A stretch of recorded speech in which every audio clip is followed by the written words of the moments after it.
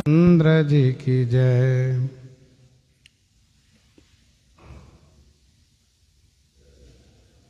गोस्वामी जी महाराज पूर्व प्रसंग में वर्णन किए।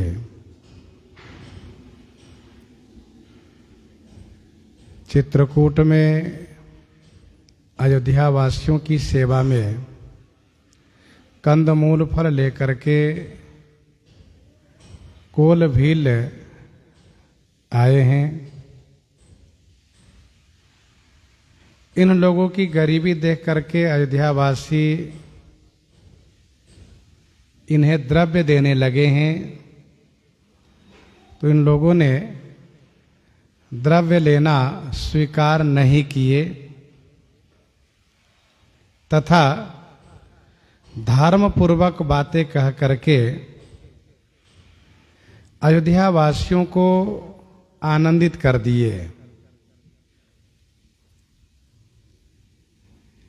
इन कोल भीलों की वाणी सुन करके अयोध्या वासी अपने स्नेह को निरादर करने लगे।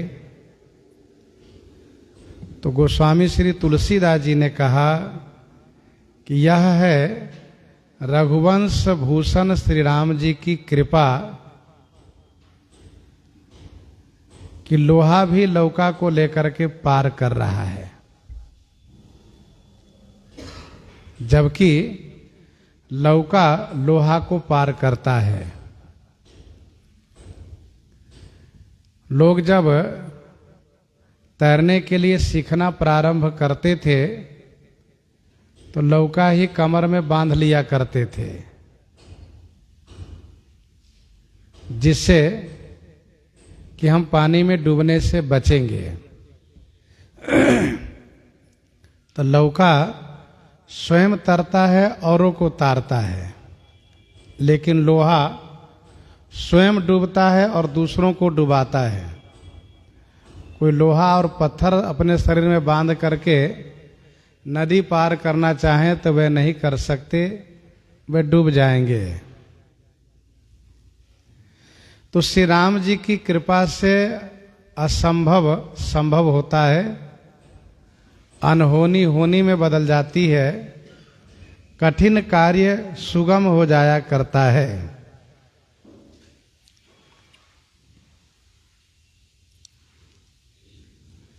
अब आगे कहते हैं कि बिहरहि बन चहु ओर प्रतिदिन प्रमुदित लोग सब जल ज्यों दादुर मोर भय पीन पावस प्रथम। सब लोग प्रमुदित होकर के प्रतिदिन वन में चहु ओर बिहरहि माने विचरण करते हैं। ज्यों पावस के प्रथम जल पा करके दादुर और मोर पीन भय माने पुष्ट होकर के हर्षो उल्लासित होने लगे। मेढक बोलने लगे, मयूर नृत्य करने लगे।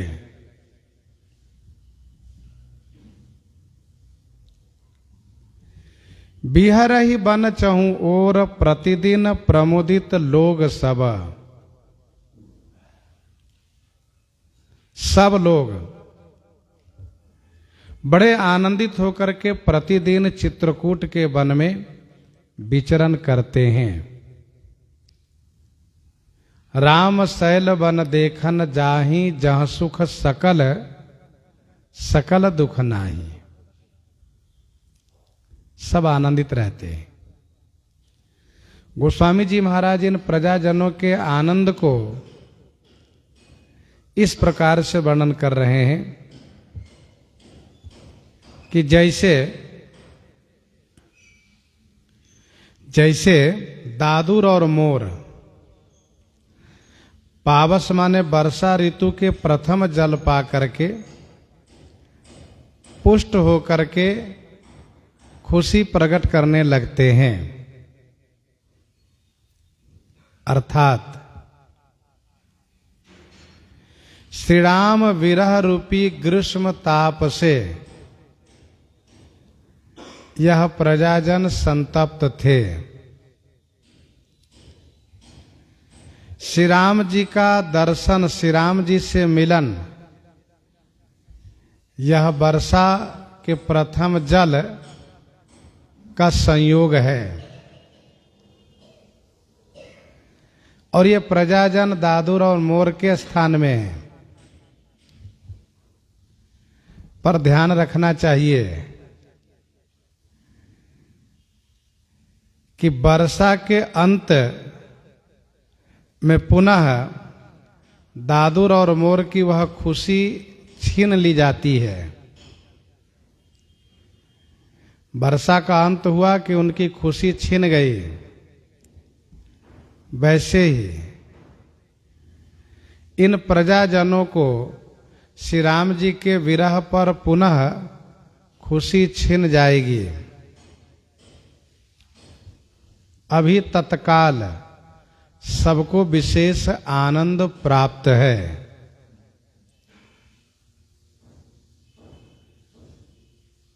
ये मेढक और मोर ग्रीष्म के ताप से संतप्त रहते हैं। वर्षा के प्रथम जल पाते ही मेढक पुष्ट हो जाते हैं, मयूर नृत्य करने लगते हैं। वैसे ही ये अयोध्या के प्रजाजन श्री राम विरह रूपी ग्रीष्म ताप से संतप्त थे। श्री राम मिलन से सब हर्षोल्लासित हैं। मेढक बोलने लगते हैं, दादुर धुन चहु दिशा सुहाई, वेद पढ़ई जनु बटु समुदायी। और मयूर नृत्य करते हैं, लक्ष्मण देखहु मोर गण, नाचत बारिद पेखी, गृह बीरति रत हरस जसा, विष्णु भगत कहाँ देखी। विष्णु भगत कहाँ देखी। सब बड़े आनंदित हैं। पुरजन नारी मगन अति प्रीति बासर, जाहि पलक सम बीती बासर, जाहि पलक सम बीती। पुरजन नारी मगन अति प्रीति। पुरजन नारी मगन अति प्रीति, बासर जाहि पलक सम बीती। पुरजन माने पुरुष वर्ग, पुर के पुरुष वर्ग और नारी से स्त्री वर्ग, अथवा यूं कह लीजिए पुर नर नारी, तो पुर के नर और नारी अति प्रीति में मगन है। बासर पलक सम बीती जाही, बासर माने दिन पलक के समान बीत रहे हैं। पुरजन नारी मगन अति प्रीति। श्री राघव की प्रीति में सभी मगन हैं, पुरुष और नारी सब। इसीलिए इन सब के बासर माने दिन पलक के समान बीत रहे हैं। जैसे पलक गिरने में समय जाते पता नहीं चलता है, वैसे ही इनके दिन बीत जाते हैं। वास्तव में सुख के दिन बड़े छोटे होते हैं, बहुत जल्दी बीत जाते हैं, परंतु दुख के दिन बड़े लंबे होते हैं, वो बिताए बीतते ही नहीं। यहां खुशी है, आनंद है, इसलिए बासर माने दिन पलक के समान बीत रहा है। जैसे नित नूतन मंगलपुर माही, नित नूतन मंगलपुर माही, निमिष सरिस दिन जामिनी जाही। नित नूतन मंगलपुर माही, निमिष सरिस दिन जामिनी जाही।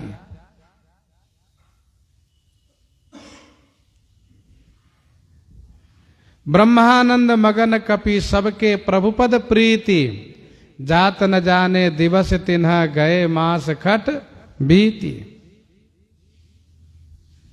गए बीती कछु दिन यही भांति, प्रमुदित पुरजन सकल बराती। तो खुशी के दिन बहुत जल्दी बीत जाते हैं। सिए सासु प्रति बेस बनाई, सादर करई सरिस सेवकाई। सादर करई सरिस सेवकाई, सिए सासु प्रति बेस बनाई। सिए सासु प्रति बेस बनाई, सादर करई सरिस सेवकाई। श्री सीता जी प्रत्येक सासू के लिए एक एक वेश बनाई है। सासू प्रति एक एक सास के लिए एक एक वेश बनाई है। सादर करई सरिस सेवकाई। सादर माने आदर पूर्वक, सभी को सरिस माने बराबर सेवा करती हैं। सिए सासु प्रति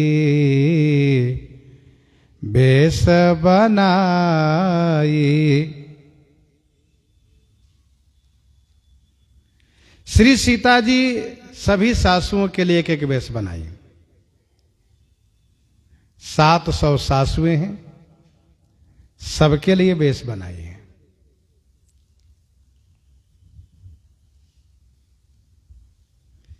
किशोरी जी ने श्री अयोध्या जी में वन यात्रा के प्रारंभ में यह सासुओं से कहा था कि सेवा समय देव वन दिन्हा, मोर मनोरथ सुफल न किन्हा। मैं जब सेवा के योग्य हुई तो दैव ने मुझे वनवास दे दिया, मेरा मनोरथ अधूरा रह गया।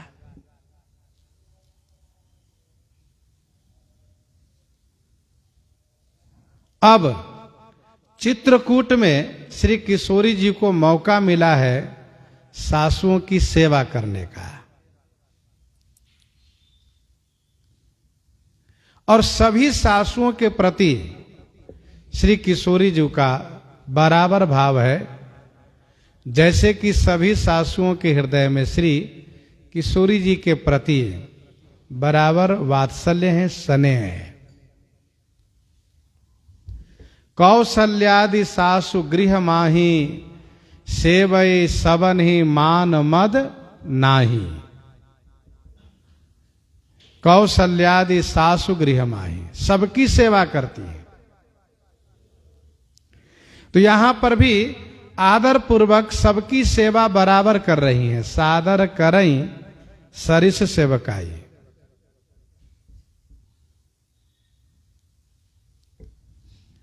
किसी को ये पता नहीं चल पा रहा है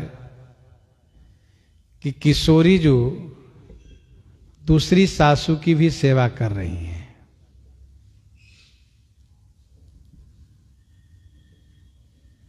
सबको ऐसा ही लग रहा है कि किशोरी जो श्री सिया जो बहुत मेरा ख्याल रख रही हैं, मेरी बड़ी सेवा कर रही हैं। लखान मरम राम बिनु काहू, लखान मरम राम बिनु काहू, माया सब सिए माया माहू। राम बिनु काहू मरम न लखा। श्री राम जी के बिना किसी ने भी मरम नहीं लखा। मरम ने भेद रहस्य नहीं लखा। ऐसा हुआ कैसे? तो गोस्वामी जी कहते हैं कि जितनी माया संसार में है सभी माया श्री सीता जी की माया के अंतर्गत है। माया सब सिय माया माहू। इसलिए जब श्री सीता जी नहीं चाहेंगी तो कोई नहीं जान पाएगा। लखान मरम राम बिनु काहू। श्री सीता जी की यह जो ईश्वरता है, यह जो इनकी माया है, इसको सिवाय राम जी को छोड़ करके कोई नहीं जान पाया। श्री राम जी को यहां पर नाम इसलिए लिया गया कि श्री राम जी और श्री सीता जी तत्वतः एक ही हैं। जो राम जी हैं वह सीता जी हैं, जो सीता जी हैं वो राम जी हैं। गिरा रथ जल बीच सम कहियत भिन्न न भिन्न। दोनों एक ही हैं। इसीलिए श्री सीता जी का कार्य श्री राम जी से नहीं छुपा रह सकता और श्री राम जी का कार्य श्री सीता जी से भी नहीं छिपा हुआ रह सकता है।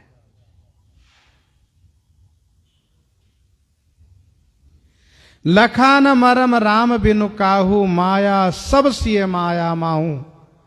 संसार में जितनी माया है सब श्री सीता जी की माया के अंतर्गत है। सरकार कहते हैं कि आदि शक्ति जही जग उपजाया, सो अवतर ही मोरिया माया। श्री सीता जी ही आदि शक्ति हैं, जगदम्बा है। इन्होंने जगत को सृजन किया है, जगत को सृजन किया है। पालन करती हैं, संहार करती हैं। उद्भव स्थिति संहार कारणिम।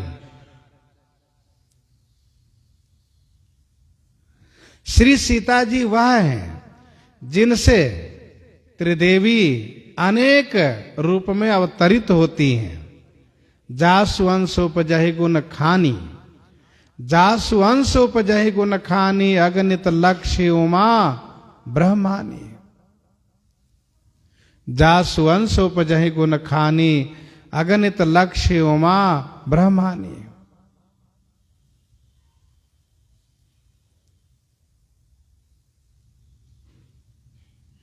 जिस लीला को श्री राम जी छुपाना चाहें उन्हें श्री सिया जी को छोड़ करके और कोई नहीं जान सकते। वैसे श्री सीता जी जिस लीला को छुपाना चाहेंगी उन्हें श्री राम जी को छोड़ करके कोई नहीं जान सकते। मास दिवस कर दिवस भाव मरम न जाने कोई, तेहि कौतुक कर मरम न काहू, जाना अनुजन मातु पिता हूं। कोई नहीं जान पाते।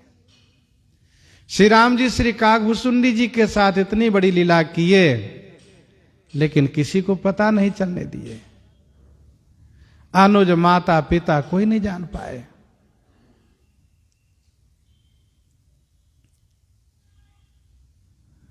तो श्री सीता जी यहां पर अपना ईश्वरत्व प्रकट किए हैं।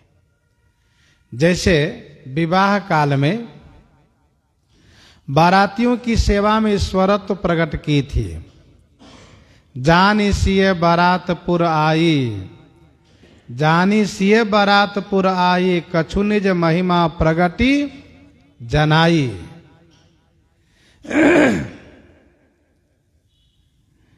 केवल श्री राम जी वहां जानते थे। सिय महिमा रघुनायक जाने।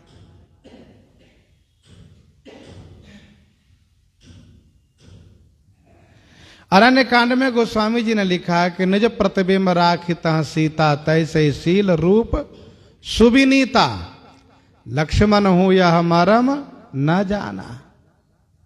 पता नहीं चला उनको भी।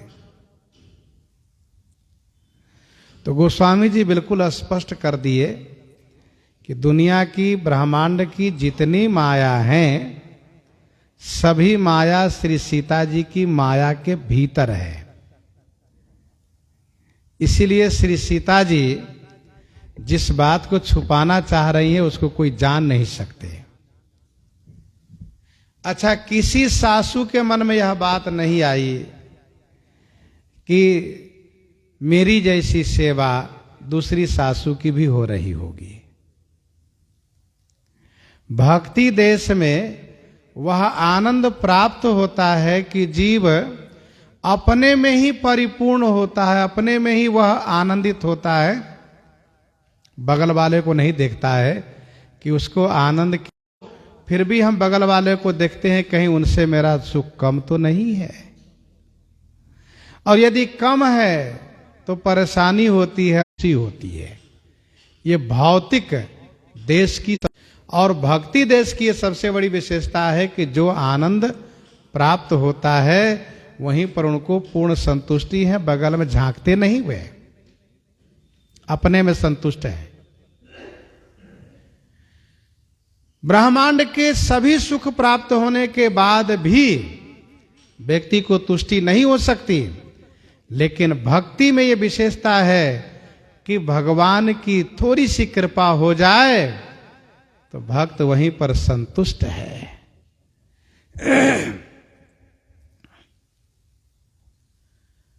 माया सबसे माया माहू, ध्यान दीजिएगा, सबकी अलग अलग माया है, सबकी अलग अलग माया है।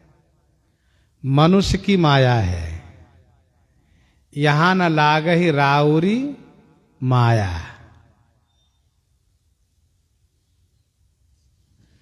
कहि करहु किन कोटि उपाया, यहां न लागहि राउरी माया। माया का मतलब होता है अपने द्वारा प्रभावित करना। तो मनुष्य की माया के बारे में कहा, राक्षसों की माया अपनी अलग है। सही न जाय कपिन के मारी, तब रावण माया विस्तारी। तमाम राक्षस लोग माया करते हैं। सही न जाय कपिन के मारी, तब रावण माया विस्तारी। और देवताओं की माया अपनी अलग है। लोग सोग श्रम बस गए सोई, कछुक देव माया मति मोई। लागी देव माया सब ही, जथा जोग जही पाई। त्रिदेव की भी अपनी माया है, त्रिदेव की अपनी माया है। विधि हरिहर माया बड़ी भारी, विधि हरिहर माया बड़ी भारी, सोन भरत मति सकहीं निहारी। ये सब अपनी अपनी सबकी माया है। इसी क्रम में श्री राम जी की भी माया है।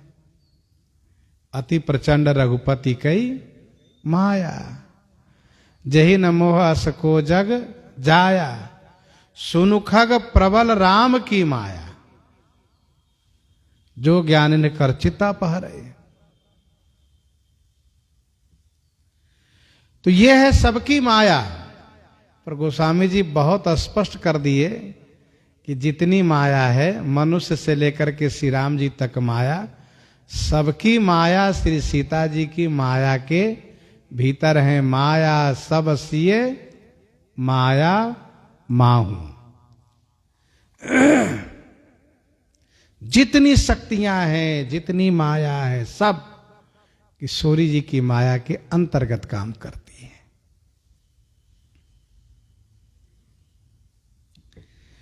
सिए सासु सेवा बस कीन्ही, तिन्ह लही सुख सिख आसिख दीन्ही। सिए सासु सेवा बस कीन्ही, तिन्ह लही सुख सिख आसिख दीन्ही। श्री सीता जी सासुओं को सेवा से बस में कर ली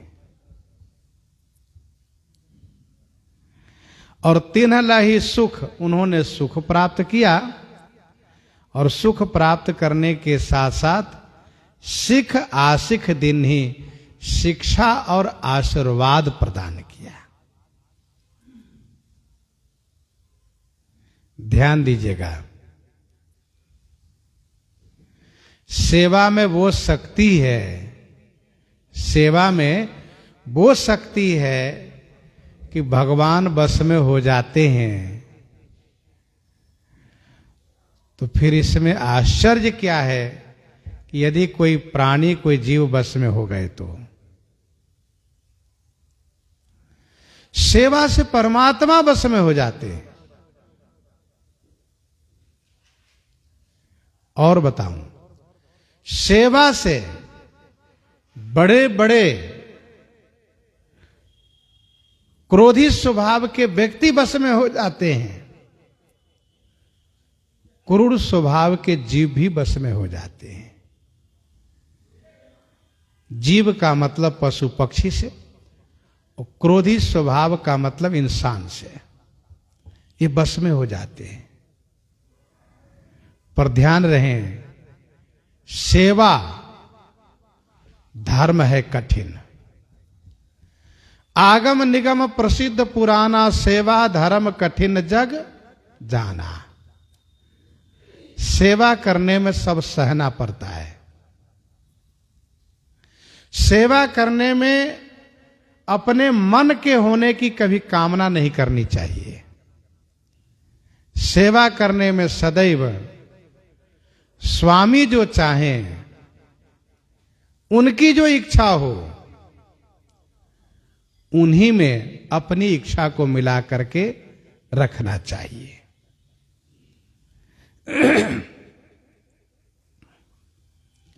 एक उदाहरण आप सुनिए।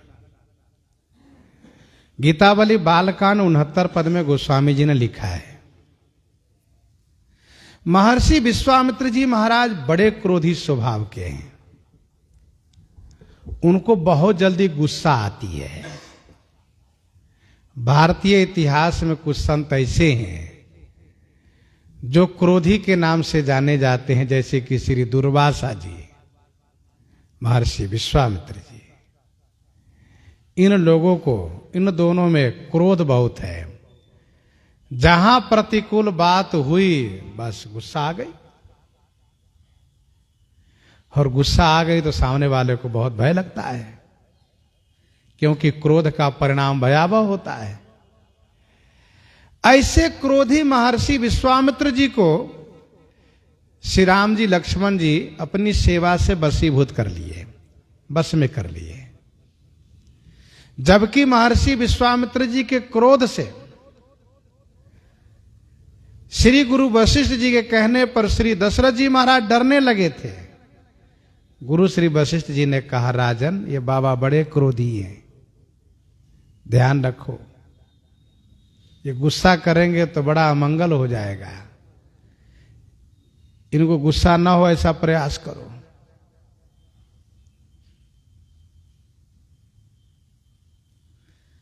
और श्री दशरथ जी महाराज कि मन में भय हो गया कहीं बाबा को क्रोध ना आ जाए।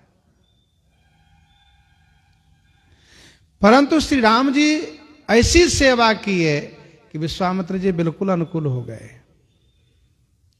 बिल्कुल अनुकूल हो गए। गोस्वामी जी ने वहां लिखा है, नीच ज्यों टहल करई, नीच ज्यों टहल करई, राखई रुख अनुसरई, कौशिक से कोही बस किए दोहु भाई हैं। श्री राम जी सुने थे कि गुरु जी महाराज पिताजी को यह समझा रहे थे कि राजन, बाबा बड़े क्रोधी, गुस्सा करते तो बहुत अमंगल होता, मेरे बेटों को मार डाले हैं, ये मेरे पुत्रों को मार दिए हैं। तो श्री राम जी ऐसी सेवा किए कि विश्वामित्र जी खुश हो गए, परम प्रसन्न हो गए। तो सेवा में वो गुण है, सेवा की विशेषता है, किसी को भी वश में किया जा सकता है। जब भगवान सर्वोपरि हैं, वो वश में हो जाते हैं, तो फिर और वश में हो जाते, इसमें आश्चर्य क्या है। सिय सासु सेवा बस कीनी, श्री सीता जी ने सासुओं को सेवा से अपने बस में कर लिए। दोहावली 390 में गोस्वामी जी ने बड़ा सुंदर भाव प्रस्तुत किया है। बाबा कहते हैं कि संसार में लोग बड़ा होना सब चाहते हैं। कैसे? कहा कि सासु ससुर गुरु मातु पितु, प्रभु भयो चाह सब कोई। सासु ससुर गुरु मातु पितु, प्रभु भयो चाह सब कोई। होनी दूजी ओर को सुजन सराहिए सोई। सास होने की कामना सबकी होती है। माता हो गई तो कहती है मैं सासू बनूंगी, मेरी बहू बड़ी सेवा करेगी।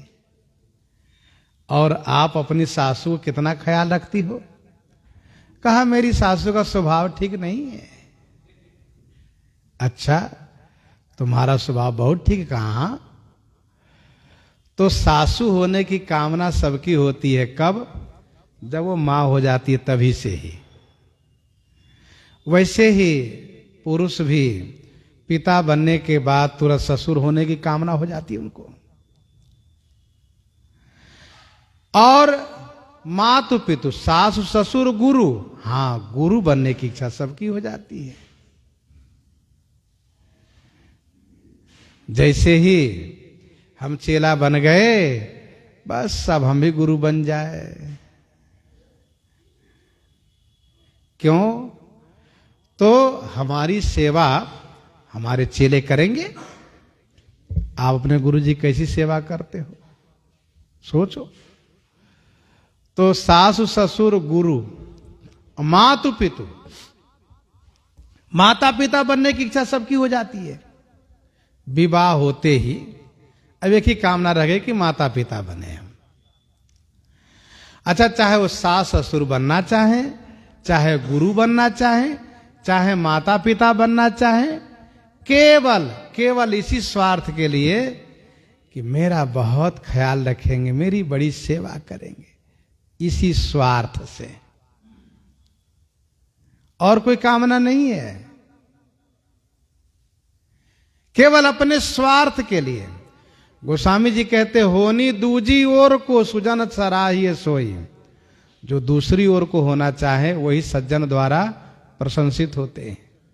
दूजी ओर होने का मतलब बहू होना, चेला होना, पुत्र होना, ये दूसरी ओर है।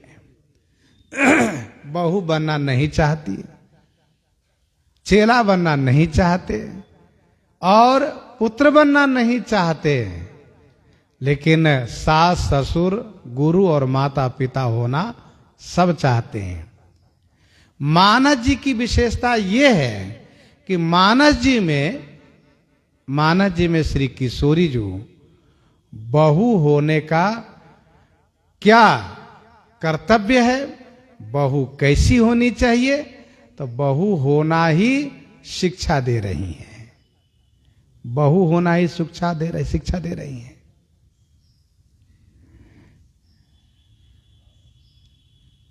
अब कोई ये कहे कि हम तो बहुत बड़े घर से आई हैं, पढ़ी लिखी हैं, सेवा कराना हो तो नौकर नौकरानी रख लो, तो ये बहू होना उनके संस्कार में नहीं है। बेटा कहे कि हम तो पढ़ लिख लिए, अब सर्विस नौकरी करते हैं, हम सेवा नहीं करेंगे, सेवा कराना हो तो नौकर रख देते हैं, तो ये बेटे होने का संस्कार उनमें नहीं आया।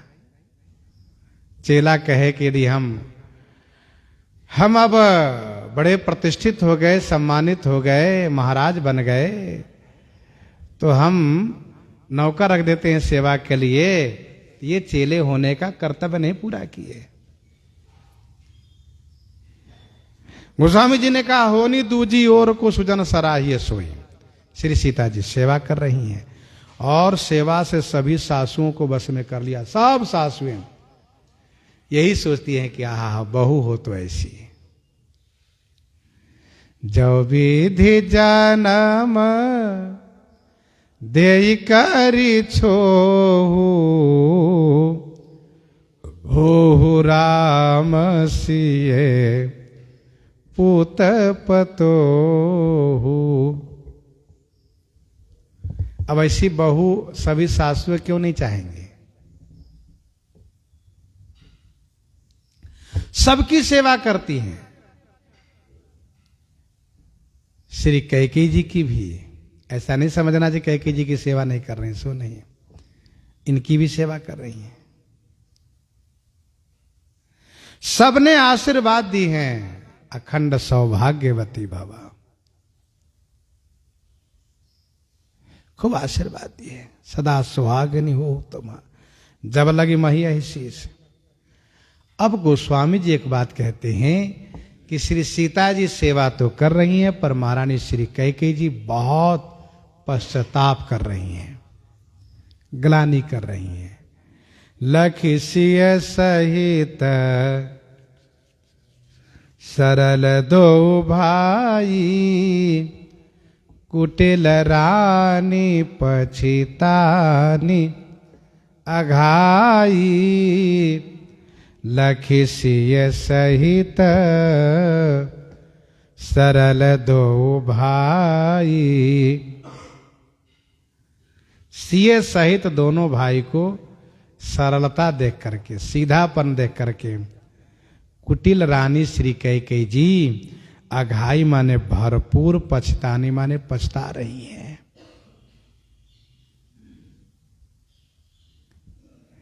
महाराजा श्री चक्रवर्ती जी का श्राप लगा है इनको, फिरी पछताई हंसी अंता भागी, भरपूर पछताओगी, सो इन्हें पछतावा हो रहा है। लखि सिय सहित सरल दो भाई, दोनों भाई के सहित, श्री सीता जी के सहित दोनों भाई को सरलता देख करके, बेटा राम सबको छोड़ करके पहले मुझसे मिला और मुझे सांत्वना दिया, मुझे समझाया, और बहू सीता किस प्रकार से मेरी सेवा में हमेशा लगी रहती है।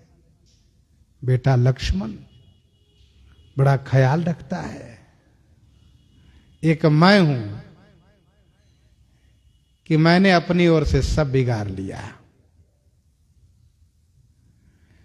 मैंने इनके प्रति न जाने क्या क्या सोचा, मेरी बुद्धि मारी गई थी, पर आज अब पता चला जैसे ये तीनों पहले थे वैसे आज भी है। मेरी बुद्धि मारी गई थी। ये दुष्ट मंथरा कहती थी कि रहा प्रथम, पहले ऐसा प्रेम था आपके प्रति इन लोगों का, अब ते दिन बीते, समो फिरे रिपु हो ही पीरीते। उसकी बात में मैं आ गई। पर मेरा राम तो जैसा पहला था वैसे पहले था वैसे आज भी है। मेरी बहू सीता जैसे पहले थी वैसे आज भी है। दोहाबली 395 में गोस्वामी जी ने लिखा कि भलो भलो सो छल किए जन्म कनौड़ो होई। श्रीपति सिर तुलसी लसती बलि बावन गति सोई। अब ध्यान दीजिएगा, अच्छे लोगों के साथ छल कपट करने वाले को जीवन भर सिर झुका के रहना पड़ता है। जो निश्चल हैं, जो अच्छे हैं, उनसे कभी भूल कर भी छल नहीं करना चाहिए। उनसे निश्चलता पूर्वक व्यवहार करना चाहिए, नहीं तो जीवन भर सिर झुकाना पड़ता है सामने पड़ने पर। गोस्वामी जी ने कहा भगवान विष्णु भगवान हो करके, इतने बड़े हो करके छल किए वृंदा के साथ। परिणाम क्या हुआ देखिए, उनको संकुचित होना पड़ा और भगवान बावन राजा बलि के साथ छल किए। तो क्या भगवान भी छल करते हैं? एक प्रश्न उठता है मन में। तो इसका उत्तर यह है कि देव हितार्थ, समाज कल्याण के लिए, सनातन धर्म की मर्यादा को बनाए रखने के लिए भगवान कभी कभी छल का भी सहारा लेते हैं। जबकि भगवान छलिया है नहीं, पर लेते हैं। बावन भगवान बावन रूप में गए राजा बलि के पास, बढ़िया बढ़िया मीठी मीठी और पांडित्यपूर्ण बातें सुना सुना करके राजा बलि के हृदय को बिल्कुल प्रभावित कर दिए। राजा बलि ने उछावर हो गए इनके ऊपर। ऐसा ब्रह्मचारी मैंने जीवन में पहली बार देखा है। अद्भुत तेज, अद्भुत पांडित्य और विलक्षण प्रतिभा, इतना सुंदर मधुर प्रवचन। अब ये ब्रह्मचारी मुझसे जो मांगे मैं सब कुछ दे दूंगा, ये बात उनके मन में आ गई। और तो और जब राजा बलि ने कहा कि आप मांग लीजिए ब्रह्मचारी जी, तो ब्रह्मचारी जी ने बड़ा संतोष दिखाते हुए कहा राजन, मेरे जैसे ब्राह्मण ज्यादा लेकर क्या करेंगे? मेरा तो धन है तपस्या, हम तो तपस्वी हैं, तपश्चर्या पूर्वक जीवन जीने वाले। मात्र 3 कदम 3 पांव भूमि दे दो, बैठ करके भजन करेंगे, गायत्री जाप करेंगे, भजन करेंगे। कितना छोटा सा मांग। और जब संकल्प हुआ तो उस छोटे से मांग को कितना बड़ा किए। बाद में भगवान बावन इतने बड़े होकर के विराट स्वरूप में होकर के डांटने लगे राजा बलि को, और गरुड़फाल से बांध लिए, बंदी बना लिए, बहुत फटकार लगाए। राजा बलि कह सकते थे आपने मेरे साथ छल किया है, आप इतने छोटे बन के आए थे, इतने बड़े होकर नाप रहे हैं। लेकिन राजा बलि ने ऐसा कुछ नहीं कहा।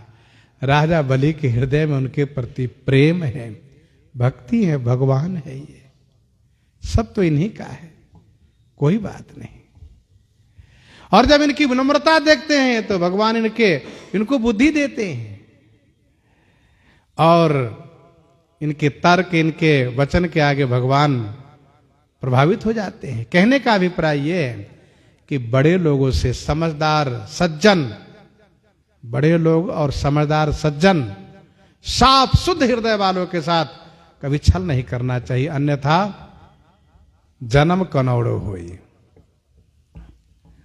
आज श्री कैकेयी जी को बड़ी ग्लानि है।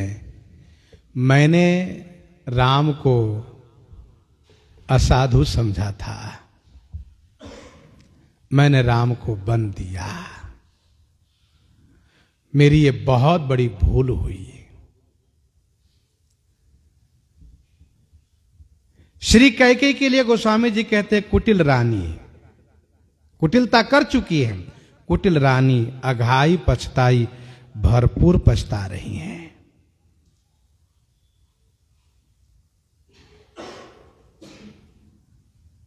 बड़ों के साथ छल करने पर पछताना ही पड़ता है। भक्तमाल जी 159 कवित्त में, भक्तमाल जी के 159 कवित्त में स्वामी प्रियादास जी ने लिखा है, श्री जयदेव जी महाराज जिस राजा के पास रहते थे, उस राजा के रानी के भाई का स्वर्गवास हुआ तो उनकी भाभी सती हो गई।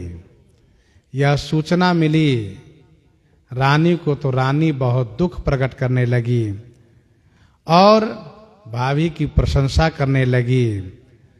तो श्री जयदेव जी की धर्म पत्नी श्री पद्मावती जी ने कहा, महारानी इसको सच्चा प्रेम नहीं कहते।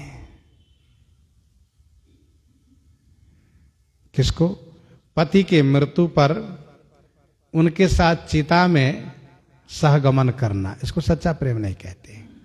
सच्चा प्रेम कहते किसे हैं?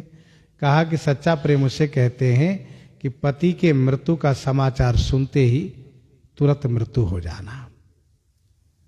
पति के मृत्यु का समाचार सुनते ही मृत्यु हो जाना, यह सच्चा प्रेम कहलाता है। तो रानी के मन में चीड़ हो गई और उन्होंने अपने पति को अपने अनुकूल बनाया और यह कार्य करने के लिए उनको बाध्य किया। बगीचे में स्वामी जयदेव जी को ले जाकर के वहां से सूचना भेजवाया कि श्री जयदेव जी महाराज का स्वर्गवास हो गया है। रानी झूठे ही नाटक करके रोने लगी। तो श्री पद्मावती जी ने कहा, रानी क्यों रोती हो? मेरे स्वामी सुरक्षित है, स्वस्थ हैं, तुम्हें झूठी खबर दी है इसने। तो रानी संकुचित हो गई, लेकिन कुछ महीनों के बाद फिर वही कार्य किया। तब श्री पद्मावती जी जान चुकी थी कि ये मेरी परीक्षा लेना चाहती है। कहा ऐसी बात है। तो जैसे ही खबर आई कि श्री जयदेव जी का शरीर छूट गया है, वैसे ही इन्होंने शरीर छोड़ दिया तुरंत। अब तो ये बात सच्ची हो गई। रानी के होश उड़ गए। राजा आए, विलाप करने लगे, मेरी बड़ी भूल हुई, मैंने रानी की बात में आकर के ऐसे संत के साथ छल किया है। जयदेव जी ने उन्हें समझाना चाहा कि संसार की व्यवस्था ऐसी है कि जो आता है उसको एक दिन जाना पड़ता है, ये मृत लोक है, एक दिन तो जाना ही है, तो इसमें रोने की क्या बात है?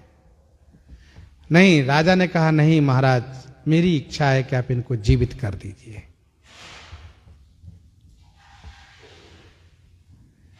श्री जयदेव जी ने कहा, ऐसी बात है तो कोई बात नहीं। राजा ने कहा, यदि जीवित नहीं करेंगे तो मैं जीवित नहीं रहूंगा, ये मेरा प्रण है। तो श्री जयदेव जी ने गीत गोविंद सुना करके श्री पद्मावती जी को जीवित किया। अब राजा बड़े संकुचित हो गए, लज्जित हो गए, संकुचित रहने लगे। तो जयदेव जी महाराज वहां से श्री पद्मावती जी के साथ लेकर के प्रस्थान कर गए। कहने का अभिप्राय यह है कि अच्छे सज्जन महापुरुष से छल करने वाले को पछताना ही पड़ता है। अवनि जमहि जाचती कैकेयी, महीन बीच विधि मीचन देई। अवनि जमहि जाचती कैकेयी, महीन बीच विधि मीचन देई। बहुत संकुचित अवस्था में लज्जित होकर के, ग्लानिग्रस्त होकर के श्री कैकेयी जी अवनि माने भूमि से और जमहि माने यमराज से याचना करती हैं, हे पृथ्वी आप फट जाइए, मैं समा जाऊं। हे जमराज मुझे बुला लीजिए, मैं मुंह दिखाने लायक नहीं हूं, मैं सेवा कराने लायक नहीं हूं, मैं जीवित नहीं रहना चाहती हूं, मेरी मृत्यु हो, आप मेरी प्रार्थना सुनिए। लेकिन मही न बीच, मही माने पृथ्वी, बीच नहीं देते, और विधि माने दैव, विधि माने विधना, दैव मृत्यु नहीं देते। पृथ्वी बीच नहीं देती, फटती नहीं है, और विधि दैव ये मृत्यु नहीं देते। ध्यान दीजिएगा, जीवन में बुरा हो जाए तो उसको प्रायश्चित करके ही शुद्धि करने में उचित है, न कि आत्महत्या करना। श्री कैकेयी जी जमराज से भूमि से मृत्यु मांग रही हैं। गरई गलानी कुटिल कैकेयी, काहि कहे कही दूषण देई। अब नाम भी ले तो किसका नाम ले कि मंथरा के चक्कर में मैं पड़ गई, बोले भी तो कैसे, आप तो रानी है ना। अवनी भूमि से याचना करती है पृथ्वी, आप तो पृथ्वी है ना, हे पृथ्वी देवी,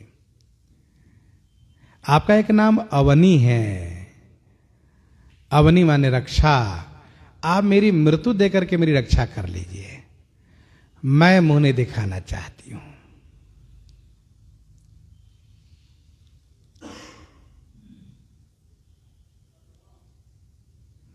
जमराज से मृत्यु मांगती है। जमराज, आप तो सबको उठवाते रहते हो ना, बारी बारी से भेजते रहते, अरे का दूत इधर भेज दो ना,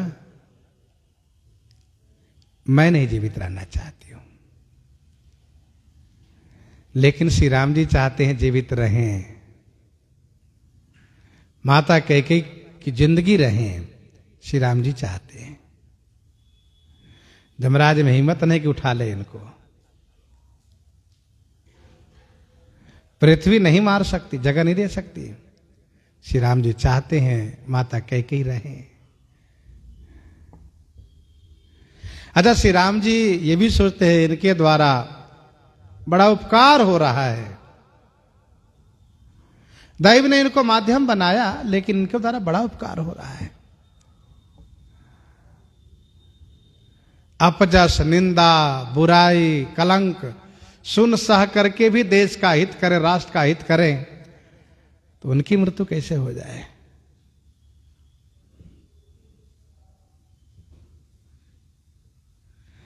महीन बीच विधि मीच न देई,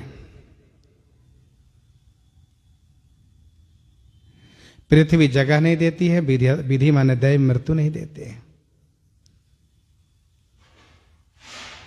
एक संत ने कहा कि अर्थ इसका ऐसा भी किया जा सकता है, श्री कैकेयी ने पृथ्वी और जमराज से मृत्यु मांगी, मृत्यु नहीं मिली, तो विधि से कहा, हे विधाता, देखिए ये लोग हमें मृत्यु भी नहीं दे रहे हैं। पर पहले अर्थ में भी रोचकता बढ़िया है। यहां विधि का अर्थ ब्रह्मा जी नहीं बल्कि दैव, जिसे हम अपना भाग्य कहते हैं। अब गोस्वामी जी कहते हैं, लोकहु वेद विदित कवि कहि, लोकहु वेद विदित कवि कहि, राम विमुख थल नरक न लहि, राम विमुख थल नरक न लहि। लोक कहूं वेद विदित कवि कहें, लोक और वेद में यह बात विदित है, कवि कहें माने कवि लोग कहते हैं कि राम विमुख थल नरक न लहि, श्री राम जी से विमुख होने वाला नरक में भी थल नहीं पाता है। जमराज की हिम्मत नहीं है कि राम विमुख को अपने यहां रख ले। यह एक शिक्षा है, गोस्वामी जी शिक्षा दे रहे हैं। लोक कहो वेद विदित कभी कहें, लोक और वेद में विदित माने विख्यात है। कभी लोग कहते हैं श्री राम से विमुख होने वाले को नरक में भी जगह नहीं मिलती है। गोस्वामी तुलसीदास जी मानस जी की रचना शुरू किए, मानस जी लिखने लगे तो कह दिए कि हे रघुनाथ जी मैं आपका दास हूं। कह तो दिए, पर गोस्वामी जी डर गए। ना बाबा ना, मैं आपका दास कैसे कहला सकता हूं, ये तो मेरा बड़ा अपराध माना जाएगा। हाँ हूं कहावत सब कहता राम सहत उपहास, साहिब सीतानाथ सेवक तुलसीदास। अब इसके बाद गोस्वामी जी कहते हैं महाराज हे रघुनंदन, अति बड़ी मोरी ढिठाई खोरी, सुनी अघ नर कहूं नाक सकोरी। ये मेरी बड़ी धृष्टता है, मैं लोगों से कहवाता हूं, मैं खुद कहता हूं मैं राम जी का दास हूं, लोग कहते तुलसीदास रामदास हैं। ये तो मेरी बड़ी ढिठाई है। कहां सीतापति जैसे स्वामी और कहां तुलसीदास जैसे दास। मेरी इस ढिठाई को सुन करके पाप और नरक दोनों नाक सिकुराते हैं, नाक सिकुराते हैं, भाव सिकुराते हैं। ना ना तुलसीदास को मैंने रखूंगा। इसके बाद भी गोस्वामी जी ने कुछ कहा। मैं तो बहुत डरा हुआ था, लेकिन श्री राम जी की ओर देखा तो मेरे राम जी मुस्कुराते हुए नजर आए, मेरे राघव मुस्कुराते हुए नजर आए। तो मुझे लगा कि नहीं नहीं, मेरे राम जी अनुकूल है, मेरे राम जी प्रसन्न है तो ठीक है। समुझ सहम मोहि अपडर अपने, सो सुधि राम किन्ह नहीं सपने। तो कहने का भाव यह है कि राम विमुख थल नरक न लहै। श्री राम से विरोध करने वाले को सब जग ताहि अनल हुत ताता, जो रघुबीर विमुख सुनु भ्राता। माता कैकेयी को श्री राम जी भले ही प्रेम करते हैं, मानते हैं, श्री कैकेयी जी भी श्री राम जी को बहुत दुलराती हैं, लेकिन संसार में लोगों ने इनको परित्याग किया। क्यों? इन्होंने श्री राम जी को वन भेजा इसलिए। जयंत की वो दुर्गति हुई जिन्होंने श्री राम जी से विरोध किया, तो कि उनको बहुत कष्ट सहना पड़ा। गोस्वामी जी ने दोहावली में लिखा है 71 73 में, 71 72 73 में, बिंधन ईंधन पाइए, बिंधन ईंधन पाइए, सायर जुरई न नीर, परे उपास कुबेर गृह, जो विपक्ष रघुवीर, जो विपक्ष रघुवीर। वर्षा को गोबर भयो, को चाहि को करई प्रीति, तुलसी तो अनुभव ही अब, राम विमुख की रीति, राम विमुख की रीति। विंध्याचल में जाओगे लकड़ी नहीं मिलेगी कहीं भी, जंगल में। सागर किनारे रहोगे एक बूंद पानी नहीं मिलेगा। कुबेर के घर चले जाओगे ना, खाने का एक छटाक अन्न नहीं मिलेगा। ये कब कहा? राम जी से विमुख होने पर। गोस्वामी जी कहते हैं वर्षा काल में देखते हो गोबर की क्या दुर्दशा हो जाती है। वर्षा काल में गोबर की क्या दुर्दशा हो जाती है। जहां पड़ा वहीं फैला है, बिखरा हुआ है।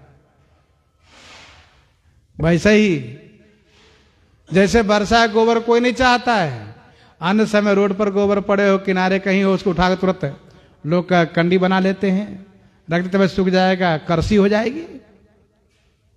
लेकिन वर्षा गोबर कोई नहीं चाहता। बस समझ लो राम जी से विमुख हुए तो वर्षा के गोबर हो गए। तो राम विमुख थल नरक न लहई, इस श्री कैकेयी जी का पछतावा। अब गोस्वामी जी कहते हैं यह संसव सबके मन माही, राम गवन विधि अवध की नाही। यह संसव सबके मन माही, राम गवन विधि अवध की नाही। सबके मन माही यह संशय, सभी के मन में यह संशय है कि हे विधि, हे विधाता, हे दैव, श्री राम अवध गवन की नाही। श्री राम जी अयोध्या जी को गवन करेंगे कि नहीं, ये संशय है। क्यों? इसलिए कि श्री राम जी दूसरे दिन ही गुरु जी से कह रहे थे कि आप लोग चले जाइए। गुरु जी ने कहा 2 दिन और रहने दीजिए, लेकिन अब तो इस बीच में कोई चर्चा ही नहीं हुई। 4 दिन पूरे हो जाएंगे तो श्री राम जी फिर गुरु जी से कहेंगे गुरुदेव, हे गुरुदेव 4 दिन हो गए, अब चले जाइए। तो फिर क्या होगा?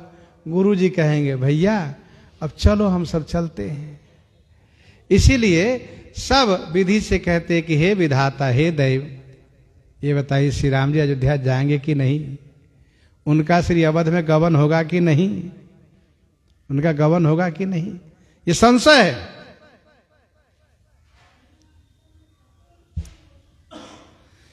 निशिन नींद नहीं भूख दिना, भरत विकल सूचि सोच।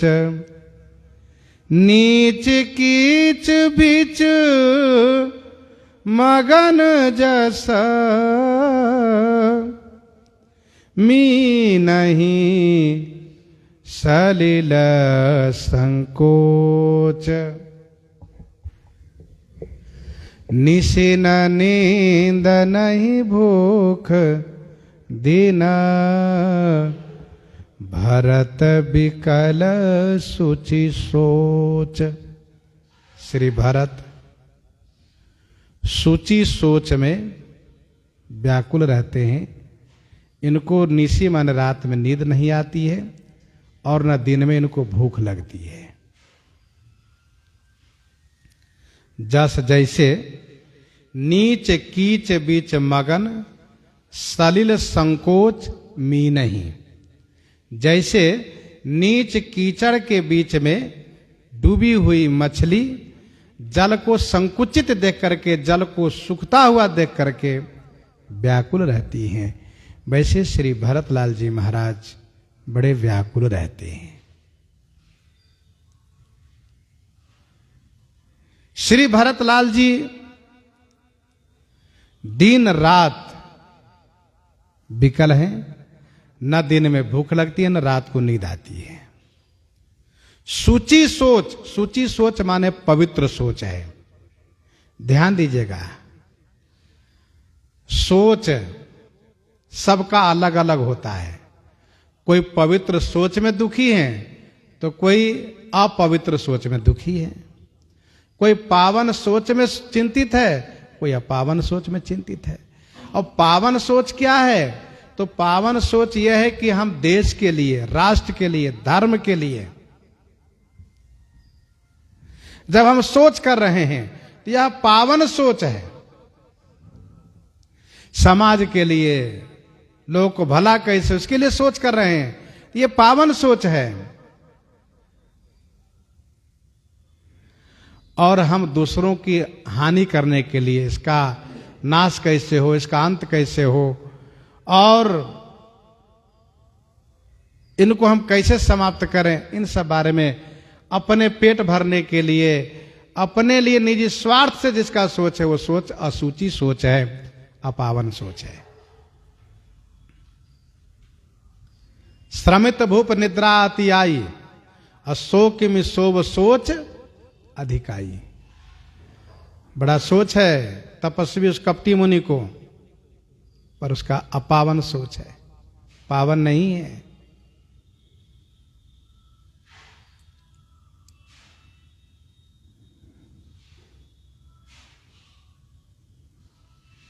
जबते कुमति कुमति जेठ है सियाराम, जबते कुमति सुना में रानी, भूख न बासर। तो ये असुचि सोच है।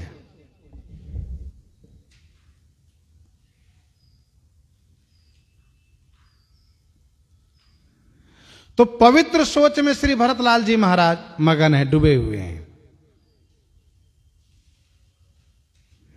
मछली अथाह जल में सुखी रहती हैं,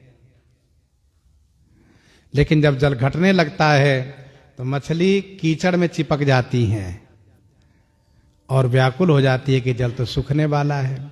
और ये कीचड़ ये तो नीच है, जब तक इसमें आर्द्रता रहेगी, जब तक इसमें पानी का अंश रहेगा, तभी तक मैं जीवित रह सकती हूं, नहीं तो मेरी मृत्यु हो जाएगी। वैसे श्री राम संयोग रूपी जल सूखने जा रहा है, ये वियोग रूपी कीचड़ में डूबे हैं श्री भरत। किन्हमा तुमी से काल कुचाली, इति भीति जस पाकत साली। किन्हिमा तुमिस काल कुचाली, मातुमिस माने माता के बहाने से काल ने कुचाल किया है। ईति भीति जस पाकत साली, जैसे साली माने धान पकने पर इति का भय हो गया हो।